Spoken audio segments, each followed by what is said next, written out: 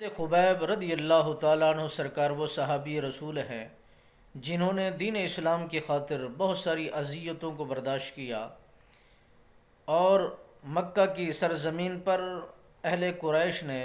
اس صحابی رسول پر بہت سارا ظلم و زیادتیاں کی ہیں، بہت ساری تکلیفیں انہیں اٹھانی پڑی ہیں۔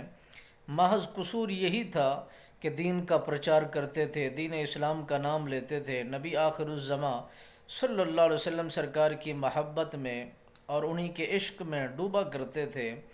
اور اسی شمع میں وہ جلتے رہا کرتے تھے۔ تو ان کا یہی قصور تھا کہ اپنے آقا مرشد کے ذات پر والہانہ محبت کیا کرتے تھے۔ ان ظالموں نے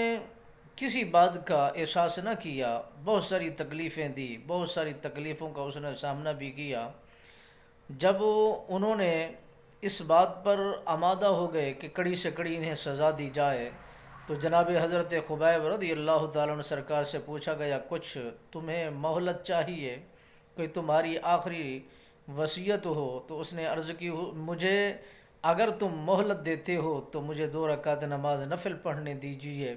جب انہوں نے نفل اور شکرانے کے طور پر ادا کرنے کے لیے اللہ کی بارگاہ میں کھڑے تو دل میں یہ خیال آیا کہ جی بھر کے عبادت کر سکوں، اور پھر ہی دل کے اندر یہ وسوسہ سا پیدا ہوا کہ اگر تم لمبی نماز کرو گے تو ان کے دلوں میں یہ بھی آ سکتا ہے موت کی ڈر کی وجہ سے یہ نماز میں اضافہ کر رہے ہیں، لمبی نماز ادا کر رہے ہیں، کہیں میرے ایمان پر انہیں شک نہ ہو جائے۔ انہوں نے مختصر وقت میں نماز کی ادائیگی کو یقینی بنا کر لوگوں کو بتا دیا کہ میں دین اسلام کے ساتھ ایسا جڑ گیا ہوں، جان تو دے سکتا ہوں، میں سب کچھ قربان تو کر سکتا ہوں، مگر دین اسلام پر ایک داغ کو بھی برداشت نہیں کروں گا، اور دین اسلام کی خاطر میں سب کچھ لٹا سکتا ہوں، دین اسلام پر ایک داغ آنے نہیں دوں گا۔ یہ صحابی رسول اتنا جذبات اور محبت میں تھے کہ انہوں نے کسی طرح کا بھی کوئی معاملہ برداشت نہیں کیا اور کوئی چیز اپنے اوپر اس